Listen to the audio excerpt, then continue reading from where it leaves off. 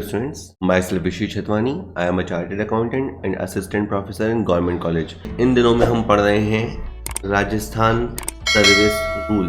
तो अवकाश की सामान्य शर्तें क्या होती है, आप किस बेस पे छुट्टियां ले सकते हो, उसके बारे में आरएसआर का चैप्टर 10 डिसाइड किया गया है। चैप्टर 10 आपको बताता है कि आप कब छुट्टियां ले सकते हैं और कब छुट्टियां नहीं ले सकते। चलिए सर शुरू करते हैं। पहला क्वेश्चन कहता है अवकाश की सामान्य शर्तों में ए, अवकाश केवल कर्तव्य संपादन ड्यूटी करने से ही अर्जित किए जा सकते हैं। बी, अवकाश अधिकार के रूप में नहीं मांगे जा सकते, अर्थात अवकाश कर्मचारी का अधिकार नहीं है। ये दोनों ही बातें सही हैं और ये दोनों ही रूल्स लिखे हुए हैं कि एक तो ये कि छुट्टी आपको तभी मिलेगी जब आप ड्यूटी करेंगे, और दूसरी ये कि छुट्टी आपका अधिकार नहीं है, अवकाश आपका अधिकार नहीं है। आप उसकी मांग कर सकते हैं लेकिन ये आपका कोई संवैधानिक अधिकार नहीं है। उक्त सिद्धांत निम्न अंकित में से किन नियमों में से प्रतिपादित किए गए हैं? 4 ऑप्शन दे रखे हैं, नियम 57 और 57A, नियम 57 और 58B, नियम 57 और नियम 59 और नियम 58 है। तो सर ये जो रूल्स दे रखे हैं ये दे रखे हैं आपके rule number 57 and rule number 59। ये वाला रूल तो दे रखा है 57 में और ये वाला रूल दे रखा है 59 में। क्या रूल्स हैं इनको अभी अपन डिटेल से पढ़ेंगे। चलिए सर अगली स्लाइड देखते हैं। ये इसका आंसर है, आप याद रखेंगे। और अब देखिए, हो सकता है कि आपसे रूलिंग्स पूछी जाए और हो सकता है रूल का नंबर या सेक्शन पूछी जाए। तो नियम 57 क्या कहता है? कहता है कि leave is earned by duty only. देखिए, अगर आपको लीव चाहिए तो आपको इसके लिए ड्यूटी परफॉर्म करनी पड़ेगी। For the purpose of this rule a period spent in foreign service count as duty if contribution towards the leave salary is paid on account of such period. Okay, even अगर आपने foreign service भी की है कि और department में जाके भी सर्विस की है तो उसे भी आपकी ड्यूटी के अंदर काउंट किया जाएगा। तो नया एक्सप्लेनेशन दिया है, वो हो सकता है पूछे कि ड्यूटी के अंदर शामिल है क्या।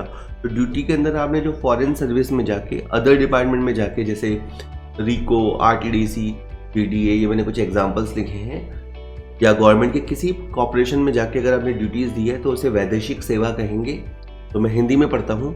अवकाश केवल कर्तव्य संपादन द्वारा अर्जित किए जा सकते हैं। तो देखिए, आप ये समझ जाइएगा, आपको बहुत सारी छुट्टियाँ मिलती हैं। अगली वीडियो में हम कवर भी करेंगे कौन कौन सी छुट्टियाँ होती हैं। लेकिन छुट्टियाँ आपको मिलती हैं लेकिन वो ड्यूटी करने पर मिलती हैं। अब ड्यूटीज़ पे आएंगे तो वो साथ साथ अक्रू होते हैं। और जो आपका मेन डिपार्टमेंट है, जो आपका पेरेंट डिपार्टमेंट है, अगर आप वहाँ सर्विस करते हैं तो भी आपकी ड्यूटीज़ अक्रू होती जाती हैं।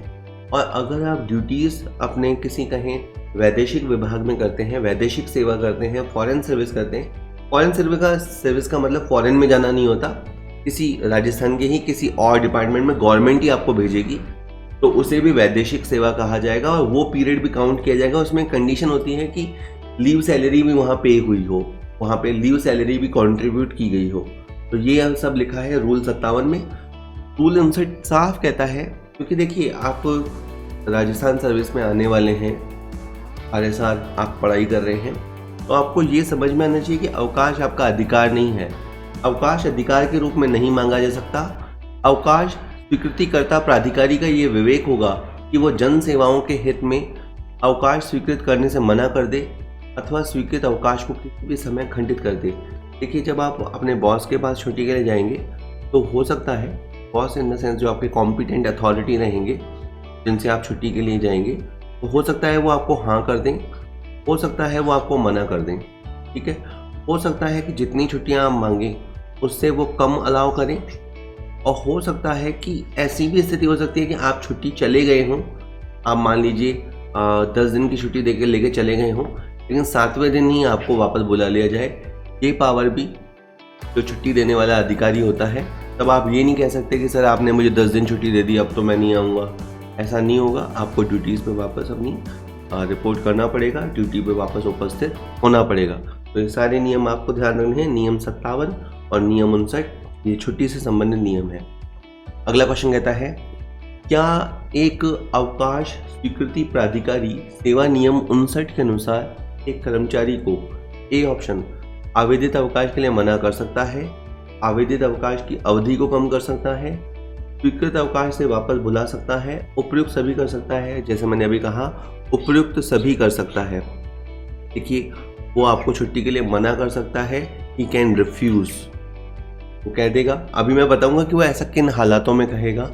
हो सकता है कि आपने जितने दिन छुट्टी मांगी वो बोले कितने दिन मत जाओ, ऑफिस में काम है, आप थोड़े दिन चले जाओ, तो आपके जितना आपने मांगा है उसके अवकाश अवधि को कम कर सकता है। और हो सकता है, ऐसा तो बहुत क्या रेयर होता है, लेकिन अगर आपको छुट्टियां सैंक्शन हो गई तो भी आपको वापस बुलाया जा सकता है। आप ऐसा नहीं सोचेंगे कि सर ऐसा तो फिल्मों में होता है, यहाँ पे कौन सी लड़ाई छिड़ी हुई है कि हमें बॉर्डर से वापस बुलाया जा रहा है। बात वो नहीं है।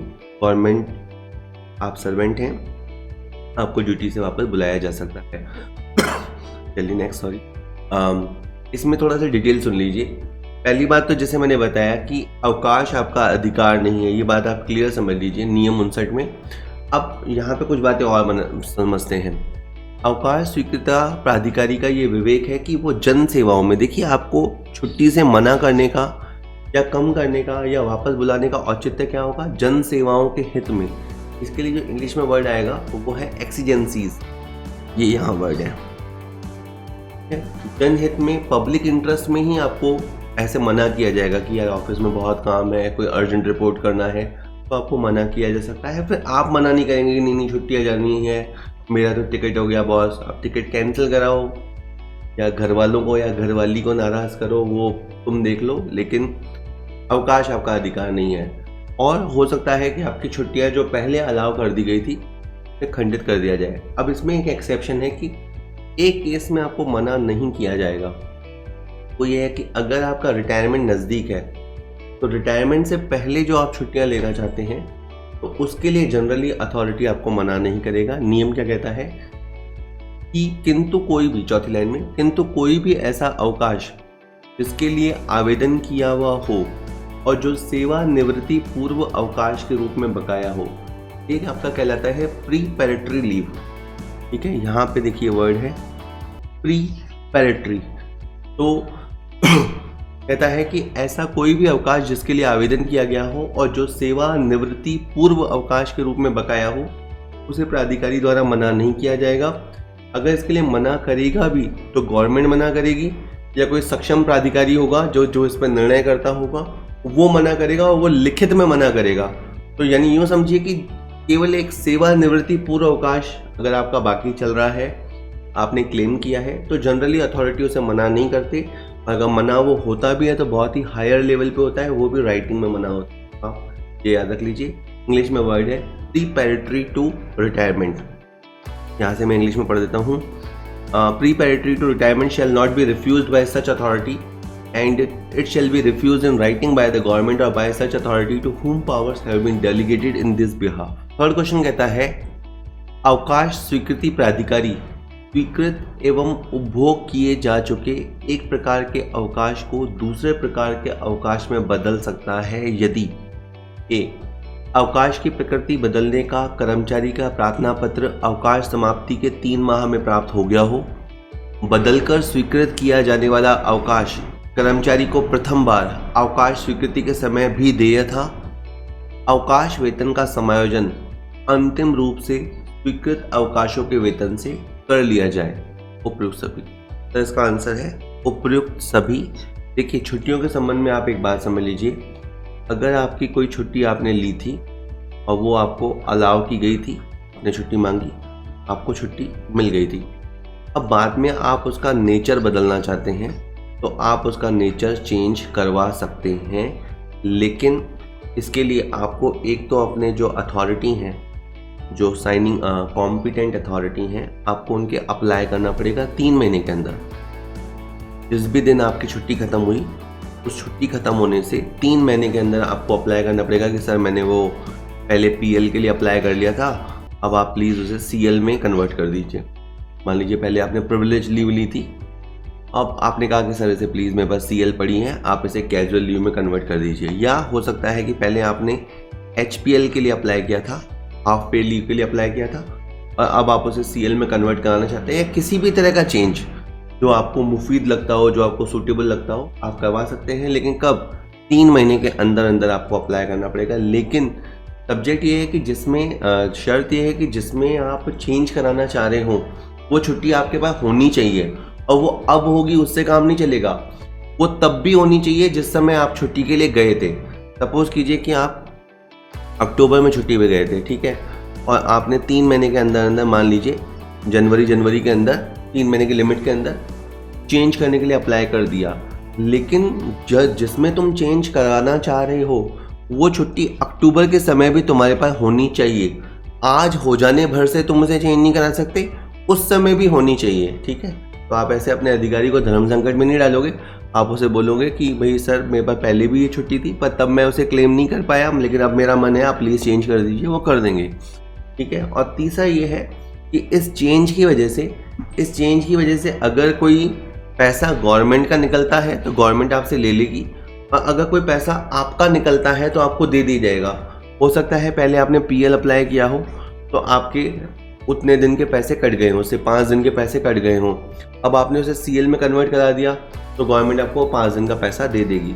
तो पैसे का जो भी हिसाब होगा वो अंतिम समायोजन के समय लीव का साथ ही वो भी सेटलमेंट हो जाएगा। तो उसका answer all of the above है। ये बातें सारी सही है, एक बार ओरल में बता चुका हूँ, एक बार मैं राइटिंग में भी पढ़ देता हूँ। आप स्क्रीनशॉट ले लिया करें या वीडियो को पॉज करके आप आराम से तसल्ली से पढ़ लीजिए। ये नियम मैंने ऑथेंटिक किताबों से ही लिए हैं। कहता है कि, और ये सुनने जैसे हैं, इससे आपको थोड़ी लैंग्वेज का आइडिया होगा। ऑब्वियस सी बात है, ये किस्से कहानियों जैसी लैंग्वेज नहीं होती, आप पढ़ते ही समझ रहे होंगे, लेकिन फिर भी यानी इस लैंग्वेज की भी आपको आदत डालनी है, क्योंकि अगर आप गवर्नमेंट एम्प्लॉय हैं, अकाउंट्स डिपार्टमेंट में आने वाले हैं, तब तो इनका बहुत ही महत्व बढ़ जाता है। कहता है इस प्रश्न पर, ये जो छुट्टियों का नेचर बदलने पे है, क्योंकि छुट्टी आपने पहले कंज्यूम कर लिया, अब आप उसका नेचर चेंज करना चाहते हो, तो कहते हैं इस प्रश्न पर विचार किया गया और राज्यपाल महोदय ने, क्योंकि अपने एंड अथॉरिटी तो वही हैं, आरएसआर बनने से लेके आखिरी पावर तक ये कुछ भी करने का राज्यपाल महोदय को पूरा अधिकार है। खैर तो एक तरह से फर्स्ट पर्सन ऑफ स्टेट है। तो इस प्रश्न पर विचार किया गया और राज्यपाल महोदय ने प्रसन्न होकर आदेश प्रदान किए हैं कि ऐसे मामलों में जिस अधिकारी ने अवकाश स्वीकृत किया था वो अवकाश को पूर्व प्रभाव से बदल सकता है, यदि ऐसा अवकाश उसे प्रथम बार अवकाश स्वीकृत करते समय शेष एवं देय था, किंतु शर्त यही है कि अवकाश बदलने का प्रार्थना पत्र अवकाश समाप्ति से 3 महीने में प्राप्त हो गया हो। तो जो मैंने शर्तें बताई वही हैं, जस्ट एक बार रीड कर दिया। यह भी आदेश दिया जाता है कि एक प्रकार के स्वीकृत अवकाश को अन्य प्रकार के अवकाशों में बदलने में यह शर्त रहेगी कि अवकाश वेतन का समायोजन अंतिम रूप से स्वीकृत अवकाशों के वेतन से कर लिया जाएगा, अर्थात यदि लीव सैलरी के रूप में राशि का भुगतान अधिक कर दिया गया है तो ये वसूल कर ली जाएगी, और यदि कोई राशि देय बनती है तो उसका भुगतान किया जाएगा।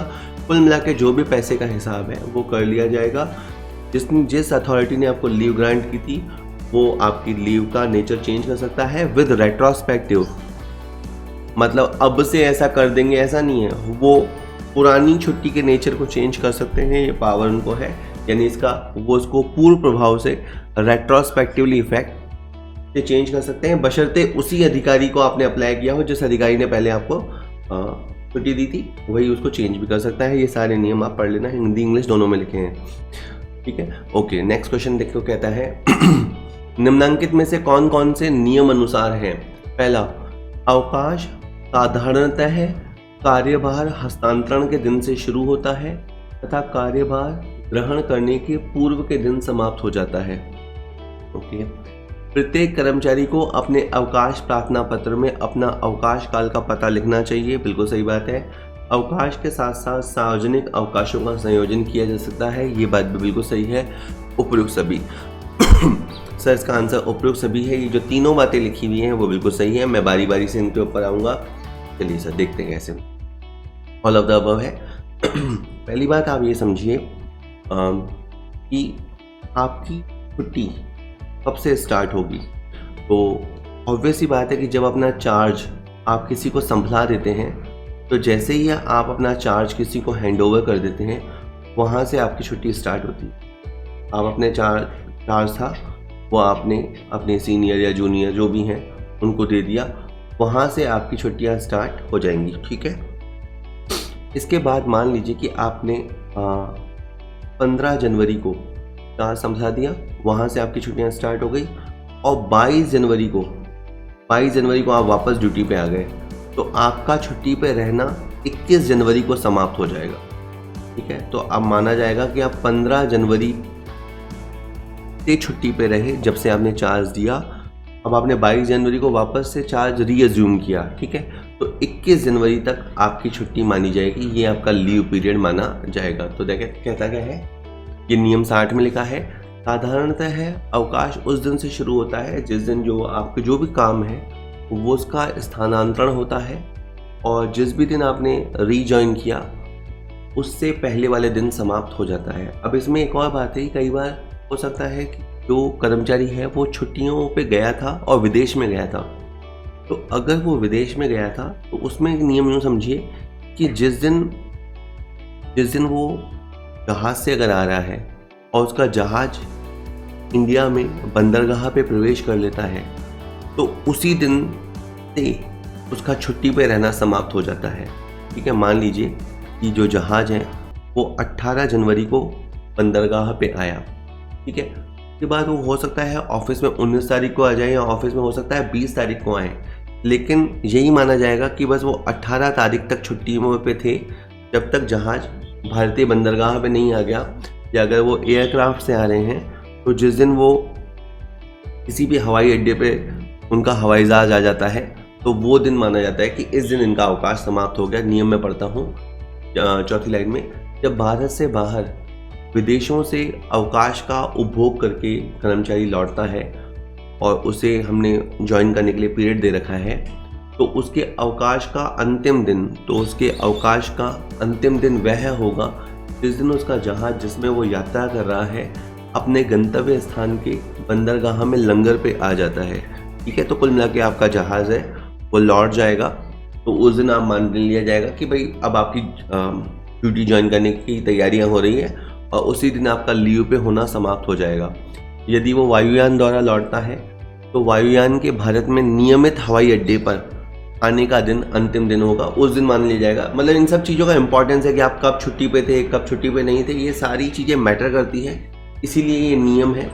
और एक और बात है, ये नियम 60 के में दिया हुआ है कि जब आप छुट्टी पे रहेंगे तो आप अपना एड्रेस देंगे कि अगर पत्र व्यवहार करना पड़े तो आप किस पते पे मिलेंगे। तो आप छुट्टी के लिए जब भी जाएंगे तो आप अपने स्थायी निवास का पता या उस दौरान आप कहाँ रहेंगे उसका पता आपको देके जाना पड़ेगा, और अगर उसमें कोई चेंज होता है तो वो चेंज भी आप इमीडिएटली अपने कार्यालय अध्यक्ष या विभागाध्यक्ष को इन्फॉर्म करेंगे कि सर मेरा पहले तो यहाँ पे था और अभी मैंने चेंज कर लिया है। कुल मिला के बात यह है कि किसी भी कंडीशन में आपसे संपर्क स्थापित किया जा सके वो स्थिति है। तो नियम अनुसार तो यही है कि आप छुट्टी पे जाते समय अपना एड्रेस लिख के जाएंगे, और अगर उस एड्रेस में बाद में चेंज होता है तो वो भी आप तुरंत इन्फॉर्म करेंगे। एक और बात है कि आप अपने अवकाश के साथ पब्लिक हॉलीडेज़ को मर्ज कर सकते हैं। जो आपका NI एक्ट होता है, नेगोशिएबल इंस्ट्रूमेंट एक्ट होता है, उसके अंदर आपको पब्लिक हॉलीडेज़ के बारे में बता रखा होता है किस किस दिन की छुट्टियां होती हैं। तो मान लीजिए कि अगर आगे 2 दिन की छुट्टी आ रही है होली की मान लीजिए कि फ्राइडे सैटरडे की होली की छुट्टी आ रही है, तो आप एक छुट्टी पहले डाल सकते हैं, या पीछे एक और छुट्टी आपको संडे की भी मिल जाएगी। तो ये छुट्टीज़ आप कंबाइन कर सकते हैं, या कॉम्बो कहते हैं हम इसको, आप कॉम्बो बना सकते हैं ताकि आपको 3, 4, 5 दिन की छुट्टी मिल जाए। तो आप छुट्टियों का आपस में संयोजन कर सकते हैं, पहले भी कर सकते हैं, पीछे भी कर सकते हैं। ठीक है इस तरह से होता है। तो अगर सपोज़ कीजिए कि मान लीजिए कि आप फ्राइडे सैटरडे की छुट्टी है और थर्सडे की भी छुट्टी लेना चाहते हैं, ठीक, थर्सडे की छुट्टी लेना चाहे ले सकते हैं, और इसकी छुट्टी थर्सडे से आप छुट्टी पे जा रहे हैं तो वेडनेसडे की शाम से आप अपना ऑफिस छोड़ सकते हैं। वेडनेसडे की ड्यूटी के बाद आप अपना ऑफिस छोड़ सकते हैं। तो आप थर्सडे से छुट्टी पे हैं और आगे छुट्टियाँ आ रही है तो आप उससे एक दिन पहले ड्यूटी आवर्स के बाद आप अपना ऑफिस छोड़ सकते हैं। ये सब लिखा हुआ है कि जब किसी कर्मचारी का अवकाश प्रारंभ होने से पूर्व के दिन या अवकाश समाप्ति के बाद कोई सार्वजनिक अवकाश या एक से ज़्यादा छुट्टियां आ रही हों तो कर्मचारी उस पूर्व के दिन से पूर्व वाले कार्य दिवस की समाप्ति पर अपना कार्यालय छोड़ सकता है। तो क्या लिखा है, तो कर्मचारी उस पूर्व के दिन से जैसे मैंने अभी बताया कि फ्राइडे सैटरडे की होली की छुट्टी आ रही है, मान लीजिए आ रही है और जरूरी नहीं पीछे संडे होता, मतलब मैं तो एक होली की छुट्टियों पे कॉन्सेंट्रेट कीजिए कि 2 छुट्टियाँ आ रही है और आप उससे पहले एक छुट्टी डालना चाह रहे हैं, तो उससे पूर्व के दिन से पूर्व वाला, तो थर्सडे से पहले वाला क्या हुआ, वेडनेसडे, उस कार्य दिवस की समाप्ति पे आप अपना कार्यालय छोड़ सकते हैं। तो नियम पढ़ते हुए कॉम्प्लिकेटेड लगता है, इसलिए मैंने आपको दिन लिख के बताया कि आप थर्सडे से छुट्टी जा रहे हो तो वेडनेसडे की शाम से आप अपना ऑफिस छोड़ सकते हैं। किंतु शर्त यह है कि एक और अभी आप ये समझ लीजिए कि देखिए, आप ये जो छुट्टियाँ ले रहे हैं ना, इसकी वजह से किसी भी तरह की परेशानियाँ नहीं होनी चाहिए। इसके लिए 3 नियम और सुन लीजिए कि अब अगर आप ये चार्ज दे रहे हैं किसी को, तो उसमें प्रतिभूति या धनराशि का संभलाना शामिल नहीं है।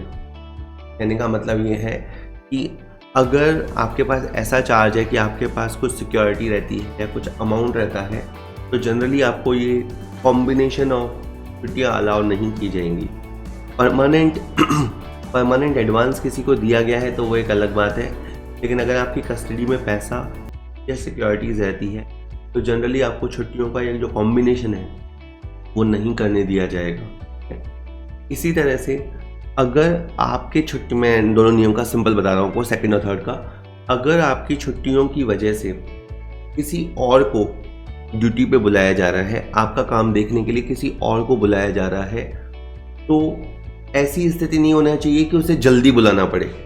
ऐसी स्थिति नहीं क्रिएट होनी चाहिए कि उसे जल्दी बुलाना चाहिए। मतलब आप इतनी हाय तबाही नहीं मचाएंगे कि जल्दी बुलाओ मुझे तो ड्यूटी छोड़नी है जल्दी बुलाने की स्थिति आ जाए, ऐसा नहीं होगा।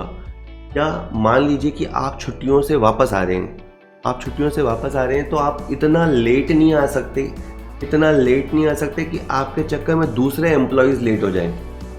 आप यूँ समझिए कि आपकी छुट्टियां पे जाने पे हो सकता है कि किसी और अधिकारी या कर्मचारी को कार्य करने के लिए बुलाया गया हो। अब आपने तो शायद ये सोच लिया कि चलो ठीक है, मेरी जगह तो कोई काम करने वाला है तो मैं तो आराम से आता हूँ। देखिए, आराम से नहीं आना आपको, आपने जितनी छुट्टियाँ मांगी थी उसमें समय पे आना है, और आपके आने का समय समझिए उचित हो, वो जो दूसरा अधिकारी या कर्मचारी है उसका लेट नहीं होना बनता हो। यानी ये आपको ध्यान रखना है कि छुट्टियाँ आपकी सहूलियत है, के लिए आप अपने दूसरे साथियों को डिस्टर्ब नहीं करेंगे जो आपका काम देख रहे हैं। तो मैं सेकंड और थर्ड पढ़वाता हूँ कि सार्वजनिक अवकाश के चलते अगर आप अवकाश पे शीघ्र प्रस्थान करते हैं तो दूसरे कर्मचारी को अपने मुख्य आवास के अतिरिक्त कर्तव्य संपादित करने के लिए दूसरे स्थान पर शीघ्र रवाना नहीं होना पड़े। ठीक है, मैंने कहा ना, आपकी वजह से किसी को ना तो जल्दी आना पड़े ना जाने में लेट हो। इसी तरह से उसके अवकाश में विलंब होने से एक अन्य स्थान से आए कर्मचारी के स्थान पर वापस जाने में देरी ना हो रही हो, अथवा उस पद पर अस्थायी रूप से नियुक्त किसी व्यक्ति को राज्य सेवा से मुक्त करने में विलंब ना होता हो। यही जो सारे नियम हैं ये इंग्लिश में भी हैं, ये मैं पढ़ देता हूँ इंग्लिश के अंदर भी। ठीक है, जैसे आपने बता ही दिया कि छुट्टियाँ शुरू कब होंगी, अंत कब होगा, तो एक बार नियम जल्दी से सुन लेते हैं। जस्ट ये कि कुछ इंग्लिश मीडियम वाले स्टूडेंट भी होंगे तो उनके लिए, leave ordinarily begins on the day on which transfer of charge is effected and end of the day preceding that on which charge is reassumed। तो पहले आप अपना चार्ज हैंड ओवर करते हैं, ट्रांसफ़र करते हैं, और बाद में आके आप चार्ज अपना लेते हैं। तो एक बार फिर समझ लीजिए कि अगर आप 22 तारीख से अपना चार्ज ले लेते हैं तो आपका छुट्टी पे रहना 21 तारीख को समाप्त हो जाएगा, प्रीसीडिंग डे पे समाप्त हो जाएगा। ठीक है, और ये वाला भी बात हो ही गई थी कि अगर वो बाहर से आता है तो बंदरगाह पे प्रवेश का दिन और एयरक्राफ्ट पे प्रवेश का दिन देखा जाएगा। और ये सारे रूल इंग्लिश में भी है। एड्रेस वाइल ऑन लीव, आप एड्रेस लिख के जाएंगे। और इसके अलावा ये कि आप अपनी छुट्टियों को पब्लिक हॉलीडेज़ के साथ कंबाइन कर सकते हैं, उसमें कोई प्रॉब्लम नहीं है। बस आपको 3 बातों का शर्त ध्यान रखनी है कि आपके हाथ में पैसा या सिक्योरिटीज़ का इशू हो तो आप छुट्टी कंबाइन नहीं कर सकते, और दूसरा ये है कि आपके छुट्टी पे जाने की वजह से ना तो किसी को जल्दी आना पड़ता हो, ना कोई आपकी वजह से लेट हो रहा हो। इन बातों को आप सुनिश्चित करेंगे। और क्वेश्चन अभी 5th क्वेश्चन कहता है, एक कर्मचारी अवकाश अवधि में कोई सेवा या नियुक्ति सरकार की पूर्व अनुमति के बिना स्वीकार नहीं कर सकता, सही बात है। निजी व्यवसाय या प्रैक्टिस नहीं कर सकता, ये भी सही बात है। उपयुक्त दोनों या उपयुक्त में से कोई नहीं। तो बहुत ही आसान सा क्वेश्चन है कि एक जो गवर्नमेंट एम्प्लॉय है, हम राजस्थान के गवर्नमेंट की एम्प्लॉय की बात कर रहे हैं, अगर उसे छुट्टियाँ मिली है तो उन छुट्टियों में वो बिना गवर्नमेंट से परमिशन लिए कोई और पोस्ट पे या कोई और ड्यूटी ज्वाइन नहीं कर सकता, ठीक है, बिना गवर्नमेंट के परमिशन के। और ना ही वो अपना कोई पर्सनल बिजनेस या प्रैक्टिस स्टार्ट कर सकता है। तो मैं संबंधित नियम आपको पढ़ा देता हूँ। नियम 64 क्या लिखा है? अवकाश पर नियोजन स्वीकार करना साफ मना ही है, फिर भी एक राज्य कर्मचारी अवकाश काल में कोई सेवा या कोई नियुक्ति जिसमें निजी व्यवसाय की स्थापना, अकाउंटेंट, सलाहकार, कानूनी और चिकित्सा संबंधी प्रैक्टिस भी शामिल है। बाद में आप पढ़ेंगे कि जो डॉक्टर्स वगैरह हैं उनकी सेवा शर्तों में कुछ खास तरह की बातें होती हैं कि वो आउटसाइड भी प्रैक्टिस कर सकते हैं, ठीक है, तो उनको अलाउ है, उसमें कुछ कंडीशंस है। अदरवाइज एक नॉर्मल गवर्नमेंट एम्प्लॉय को अपना छुट्टियों में पर्सनल बिजनेस स्थापित करना चाहे, या वो सोचे कि मेरी संडे की छुट्टी है तो मैं संडे को ऑफिस खोल के अकाउंटिंग वर्क कर लेता हूँ या कंसल्टेंसी दे देता हूँ, तो वो ये काम नहीं कर सकता। इस नियम के अधीन कोई भी सेवा करने या नियोजन स्वीकार करने की अनुमति किसी सरकारी अधिकारी के संबंध में जो कि अंतर्राष्ट्रीय एजेंसी या सार्वजनिक निकाय या लोक क्षेत्र के संस्थान हो, राजस्थान में 3 वर्ष या 1 वर्ष जैसी भी स्थिति हो से अधिक के लिए नहीं दी जाएगी। तो एक और बात है कि कुछ मामलों में आपको 3 साल के लिए और कुछ मामलों में आपको 1 साल के लिए गवर्नमेंट अलाउ कर सकती है कहीं और काम करने का, लेकिन वो भी 3 साल या 1 साल के लिए, और वो भी आप गवर्नमेंट से पूछ के करेंगे, ऐसा। और यही बात इंग्लिश में है, acceptance of employment on leave, a government servant on leave may not take any service or accept any employment including the setting of a private professional practice as accountant, consultant, legal or medical practitioner without obtaining, government से बिना पूछे नहीं, without obtaining previous sanction of government. No permission under this rule, में साफ अभी मना करेगा ये कि गवर्नमेंट परमिशन आपको नहीं देगी।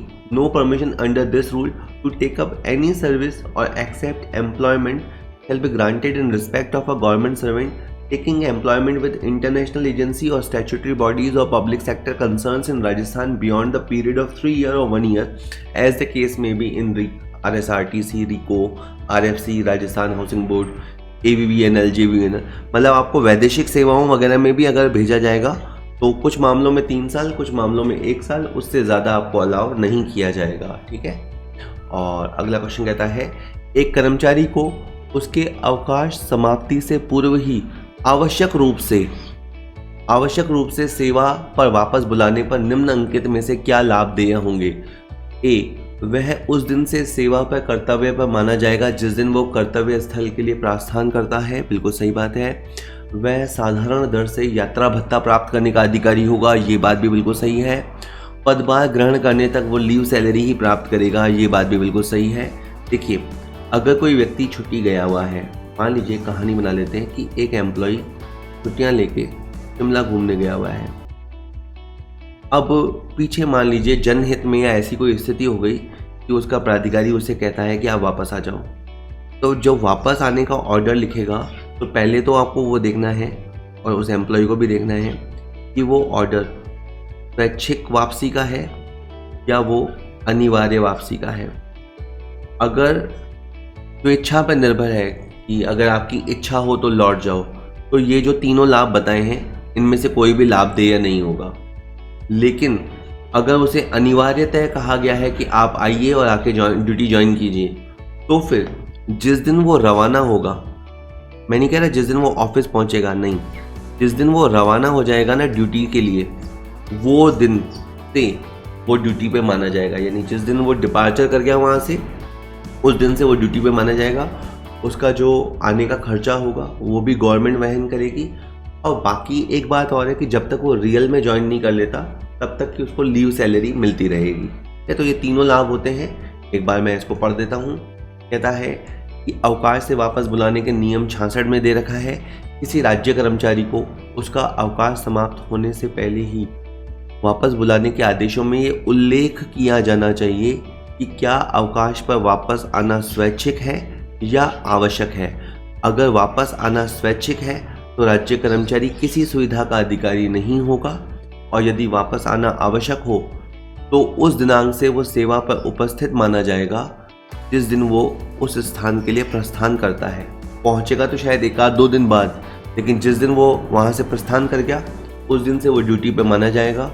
और यात्रा भत्ते के जो नियम होते हैं किलोमीटर्स के हिसाब से, उसके अकॉर्डिंग वो यात्रा भत्ता भी प्राप्त करेगा। हालांकि वो जब तक ज्वाइन नहीं कर लेता तब तक के लिए वो अवकाश वेतन पर ही रहेगा, तब तक उसे लीव सैलरी ही मिलेगी। तो ये सारी बातें इंग्लिश में है। If the return is optional the government servant is entitled to no concession. If it is compulsory, if the return is compulsory he is entitled to be treated as on duty.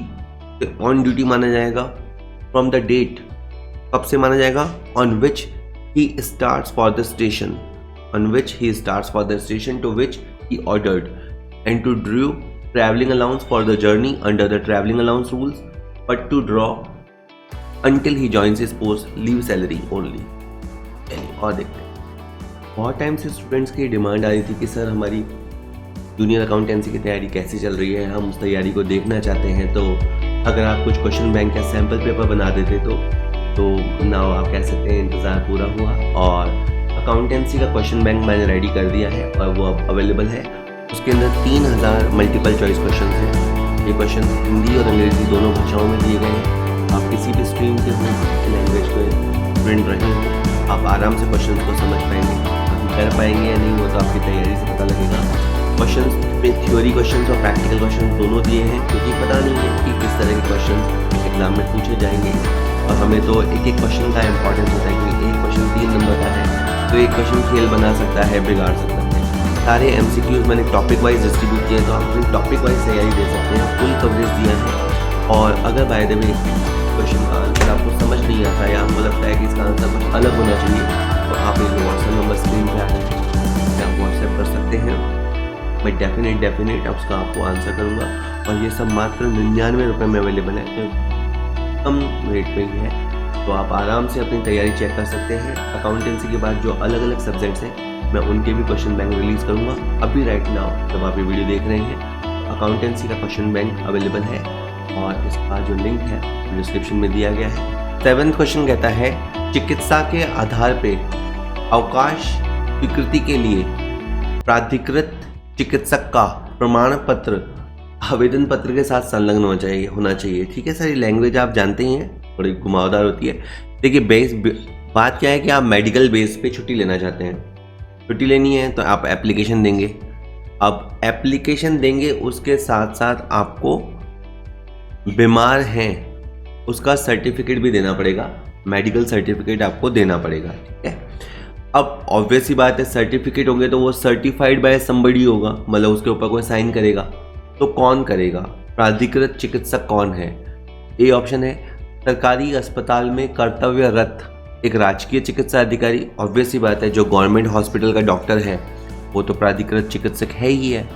B सरकारी वैद्य, सरकारी हकीम, सरकारी homeopathy चिकित्सक, बिल्कुल sir ये भी आपके प्राधिकृत चिकित्सक की डेफिनेशन में आते हैं। एंड थर्ड, चिकित्सा परिचर्या नियम में अधिकृत निजी चिकित्सालयों के चिकित्सक, इनको भी शामिल किया गया है सर। कुछ एक प्राइवेट हॉस्पिटल है उनको ऑथोराइज किया गया है, वहाँ के डॉक्टर्स का सर्टिफिकेट भी चलेगा, उपयुक्त सभी। तो कहने का मतलब ये है कि मेडिकल सर्टिफिकेट आप सोचेंगे पास वाले क्लिनिक वाले से बना के आ जाओगे, जो प्राइवेट प्रैक्टिस कर रहा है उसका चल जाएगा, ऐसा नहीं होगा। इनमें से किसी का भी चल सकता है जो आपने A, B और C में सुना। All of the above as mentioned in rule 76। अब रूल 76 क्या कहता है वो भी सुन लीजिए। उपनियम 1 में प्रयुक्त अभिव्यक्ति प्राधिकृत चिकित्सा परिचारक से अभिप्रेत। अब ऑथोराइज्ड मेडिकल अटेंडेंट कौन है? एक तो वो है राजस्थान सिविल सेवा चिकित्सा परिचर्या नियम 2008 के नियम 3 के उपनियम 1 में यथा परिभाषित प्राधिकृत चिकित्सा परिचारक। एक तो इनको जिनको डिफाइन कर रखा हो इस वाली एक्ट में, चिकित्सा परिचर्या नियम 2008 में, जिनको डिफाइन कर रखा हो। इसके अलावा जनवरी 2004 या उसके बाद जितने भी एम्प्लॉयज़ 2004 के बाद सर्विस में आए हैं, हेल्थ इंश्योरेंस उनका होता है एक तरह से। आप अपना इलाज करवा सकते हैं। पहले RPMF कहलाता था और अब आप उसको RGHS कहते हैं। तो इस स्कीम में क्या है, बहुत सारे हॉस्पिटल्स की लिस्ट है कि आप यहाँ यहाँ इलाज करा सकते हैं। तो अगर आप उन हॉस्पिटल्स में इलाज कराते हो या उन हॉस्पिटल्स के डॉक्टर्स का मेडिकल सर्टिफिकेट ला के देते हो तो बिल्कुल माना जाएगा, आपकी छुट्टियाँ सेंक्शन की जाएगी, उस सर्टिफिकेट को वैलिड माना जाएगा।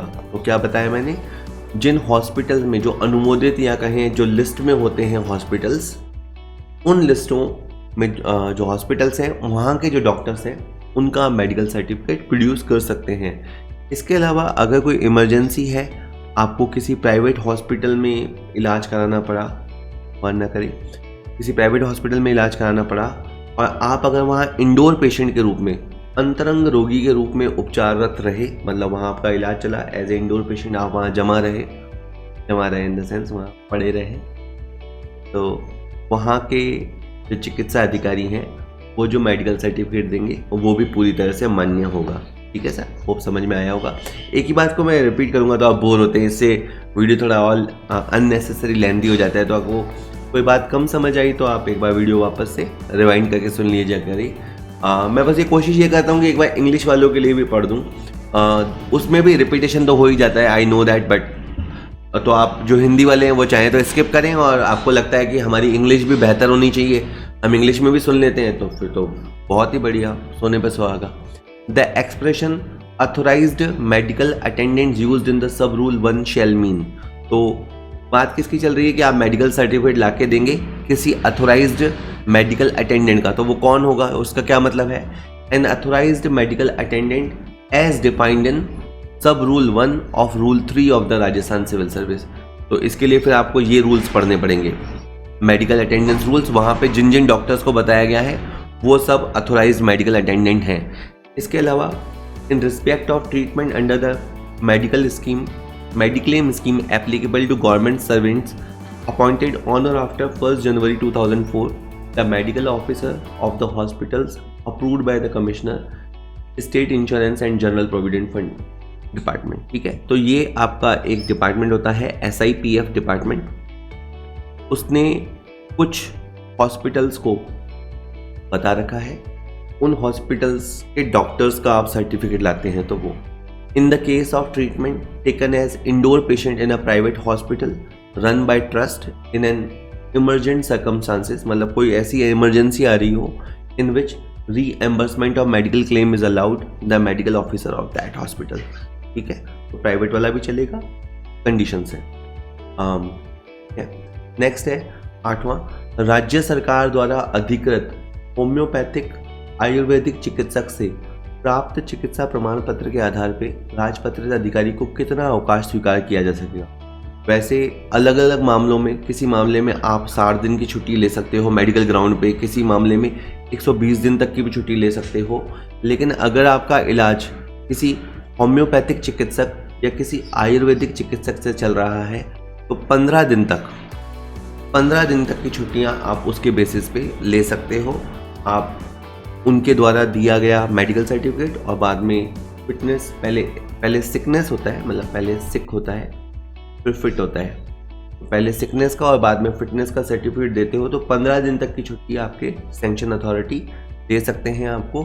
कहता है होम्योपैथी चिकित्सक जो राज्य सरकार से चिकित्सक होने के लिए अधिकृत है, तो ये भी मतलब होम्योपैथिक गवर्नमेंट वाले हैं, ये प्राप्त चिकित्सा और योग्यता प्रमाण पत्र के आधार पर सक्षम अधिकारी जिसको आपने आवेदन स्वीकार किया है 15 दिन से अधिक नहीं होगी, तो 15 दिन तक का मेडिकल आपको उस ग्राउंड में मिल सकता है। The certificate of sickness and fitness from the authorised medical attendant of government homeopathic चिकित्सक और doctor shall be accepted for the purpose of sanction of leave, आपकी लीव सैंक्शन का मामला चल रहा है, by the competent authority for a period not exceeding 15 days. ठीक है सर, ये नियम है, ये सब की आपको जानकारी होनी चाहिए ताकि जब आप गवर्नमेंट सर्विस में आएंगे तो हो सकता है कि आप लोगों की छुट्टियों का मामला देखें, या हो सकता है कभी आपकी खुद की छुट्टी का मामला हो, तो आपको नियम पता होने चाहिए। चलिए और 2 क्वेश्चन है। 9th क्वेश्चन, चिकित्सा के आधार पे एक राजपत्रित अधिकारी को 60 दिन से अधिक के अवकाश के लिए प्रमाण पत्र होना चाहिए। अगर आप 60 दिन से ज़्यादा की छुट्टी पे जाना चाहते हो, अगर आप एक गजेटेड ऑफिसर हैं और अगर 60 दिन से ज़्यादा की मेडिकल आपको चाहिए, तो आपका प्रमाण पत्र होना चाहिए ए जिला मुख्य या जिला प्रमुख चिकित्सा अधिकारी अथवा उससे उच्च स्तर के चिकित्सा अधिकारी का, सह प्राचार्य का, वरिष्ठ चिकित्सा अधिकारी का या अस्पताल के चिकित्सा अधीक्षक का। चूंकि आपका छुट्टी का जो है दिन टेन्योर बड़ा है, 60 दिन से ज़्यादा आपको छुट्टी चाहिए, तो सीएमओ, चीफ मेडिकल ऑफिसर या CMHO, chief medical and health officer, उनसे या उनसे ऊपर के लेवल के जो अधिकारी होंगे, जो उनसे ऊपर के रैंक के होंगे, या तो ये लोग या इनसे ऊपर के रैंक के अधिकारी, आपको उसके सर्टिफिकेट के बेस पे ही आपको 60 डेज से ज़्यादा की छुट्टी मिलेगी। अदरवाइज बाकी लोगों के मेडिकल सर्टिफिकेट के आधार पे आपको 60 दिन की छुट्टियां मिल सकती हैं, आपका अधिकारी चाहे तो। लेकिन अगर आपको 60 से अधिक दिन की छुट्टियां चाहिए तो फिर आपको इनके द्वारा प्रोड्यूस सर्टिफिकेट लाना पड़ेगा। ठीक है सर, चलिए एक बार देख लेते हैं और इसका नियम सुन लेते हैं। देखिए, अगर आपका 60 दिन तक का चिकित्सा अवकाश है तो वो तो जो हमने प्राधिकृत चिकित्सक देखे थे पहले वाले पैराग्राफ्स में, उनके बेसिस पे हो सकता है। लेकिन जहां अवकाश आपका 60 दिन से ज़्यादा हो तो कॉम्पिटेंट अथॉरिटी जो है वो ये देखेंगे कि आपने जो सर्टिफिकेट दिया हो वो मुख्य चिकित्सा और स्वास्थ्य अधिकारी या प्रमुख चिकित्सा अधिकारी या उनसे उच्च स्तर के अधिकारी द्वारा दिया गया हो। तो ये आप कुछ वर्ड्स याद रख लीजिए। हालांकि अगर कोई गजेटेड ऑफिसर अस्पताल में भर्ती होकर इलाज कराता है तो वहाँ का जो इंचार्ज है, उस हॉस्पिटल के जो इंचार्ज हैं, लेकिन केवल इंचार्ज भर होने से काम नहीं चलेगा। ऑब्वियस ही बात है, खैर अगर वो इंचार्ज होंगे तो वो सीएमओ या सीएमएचओ रैंक के ही होंगे। तो मेक श्योर अगर ये इंचार्ज जो है वो इस रैंक से कम के नहीं हैं, तो फिर जितना समय आप हॉस्पिटल में भर्ती रहे उतने दिन की छुट्टियां भी सैंक्शन हो सकती है। जितने दिन आपका उस अस्पताल में भर्ती रहकर इलाज चले उतने दिन की छुट्टियां भी मिल सकती हैं, बशर्ते वहाँ के जो इंचार्ज हैं जो इस रैंक से कम ना होंगे वो आपको मेडिकल सर्टिफिकेट देते हैं। तो चलिए, और यही सब इंग्लिश में लिखा है, आप स्क्रीन को पॉज करके देख लीजिएगा। ऐसा और लास्ट में पढ़ देता हूँ। When the applicant is hospitalised as an indoor patient and the leave is recommended by the medical officer in charge of the case in the hospital not below the rank of chief medical and health officer, leave for the period of hospitalization shall be sanctioned by the competent authority। और एक आखिरी नियम आता है, प्राप्त चिकित्सा प्रमाण पत्र के आधार पर अवकाश स्वीकृति के लिए सक्षम प्राधिकारी, ए ऑप्शन, अपने विवेक अनुसार उचित निर्णय करता है, वह बाध्य है, चिकित्सक से परामर्श कर निर्णय लेगा या उपयुक्त सभी। देखिए, अगर आप ये सोचते हैं कि मेडिकल सर्टिफिकेट के बेस पे तो छुट्टियां मिलेंगी ही मिलेंगी, आपके अधिकारी बाध्य हैं, ऐसा नहीं है। वो अपने विवेक अनुसार उचित निर्णय ले सकते हैं। वो चाहें तो आपको सेकंड ओपिनियन के लिए भेज सकते हैं, वो चाहें तो आपको मेडिकल बोर्ड से एग्जामिन करवा सकते हैं, वो चाहें तो आपकी छुट्टियाँ सैंक्शन भी कर सकते हैं। कुल मिला के जो छुट्टी के स्वीकृत अधिकारी हैं वो अपने विवेक अनुसार, जैसे उनका मन तो नहीं कहूँगा, जैसे उनका विवेक कहता है, उस विवेक के आधार पे वो निर्णय कर सकते हैं। तो अपने विवेक अनुसार निर्णय करने के लिए उनको अधिकार है। ठीक है सर, और इसका नियम आप सुन लीजिए। नियम 75 ये कहता है, वैसे भी जैसे शुरुआत में आपको बता दिया गया था कि नियम 57 और 59 में कि छुट्टी आपका अधिकार नहीं है, उसी तरह नियम 75 कहता है कि चिकित्सा प्रमाण पत्र आपको अवकाश का अधिकार नहीं देता। ठीक है, ये आप कोई ब्रह्मा जी से सर्टिफिकेट नहीं लेके आ गए हो। ठीक है, आपका मेडिकल ग्राउंड पे छुट्टी बनती है तो सेवा नियम 74 के अंतर्गत चिकित्सा प्रमाण पत्र प्राप्त करने से संबंधित अधिकारी को किसी अवकाश का अधिकार स्वतः ही प्राप्त नहीं होता है। उसे ये प्रमाण पत्र अधिकारी के सामने प्रस्तुत करना चाहिए और उसके आदेशों की प्रतीक्षा करनी चाहिए। उसे अपने ऑर्डर्स का अथॉरिटी के सामने वो पेश करने के बाद, यहाँ पे लिखा है the certificate should be forwarded to the authority competent to grant the leave and the orders of that authority should be awaited. आपको वेट करना चाहिए, वो फिर अपने विवेक अनुसार जो निर्णय देंगे सो देंगे। होप वीडियो आपके लिए यूज़फुल रहा होगा। अगर वीडियो यूज़फुल लगा हो वीडियो को लाइक कर दीजिए और अपने दोस्तों के साथ शेयर कीजिए। इस चैनल को सब्सक्राइब कर लीजिए। आगे भी बहुत सारे वीडियोस आएंगे। सुनने के लिए बहुत बहुत धन्यवाद।